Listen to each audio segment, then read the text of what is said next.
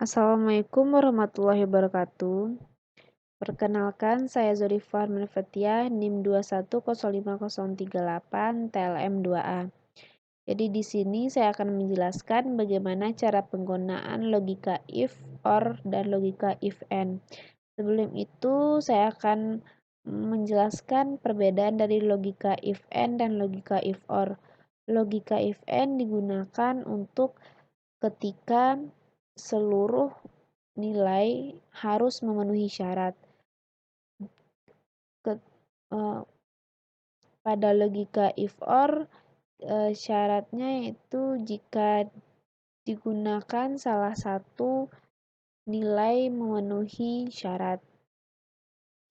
Baiklah, langsung saja saya ke sel tabelnya, yaitu ada sel keterangan. Langsung saja kita buat rumusnya. Di sini ada, sebelum itu ada 4 keterangan yang harus kita buat ke dalam rumusnya. Sama dengan if, buka kurung. Untuk or pertama kita buat, kemudian tabel MTK yang A kecil dari 60, kemudian titik koma tabel B MTK kecil dari 60, titik koma tabel C kecil dari 60, tutup kurung. Kemudian ini untuk khusus tabel MTK. Lanjut kita buat or yang kedua untuk tabel agama. Kecil dari 60, titik koma tabel agama yang B kecil dari 60, tutup kurung. Selanjutnya titik koma ini ketentuannya kita buat di sini, yaitu tidak lulus. Kutip, lanjut saja ke if yang kedua. If yang kedua yaitu kita masih menggunakan if or. Untuk itu kita memakai tabel MTKA kecil dari 60, titik koma tabel MTKB kecil dari 60, kemudian titik koma tabel MTKC kecil dari 60, tutup kurung, titik koma, kita buat ketentuannya di sini lulus. Kita buat ketentuannya di sini tidak lulus karena MTK. Selanjutnya kita buat if yang ketiga. Kita masih menggunakan if or. Lanjut tabel agama kecil dari 60, kemudian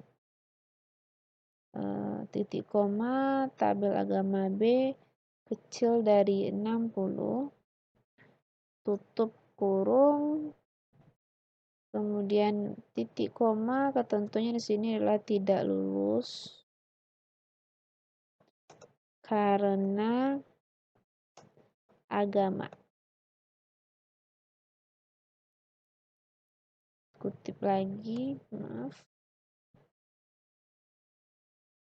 Selanjutnya kita buat if yang terakhir, yang mana di sini kita membuat if untuk lulus.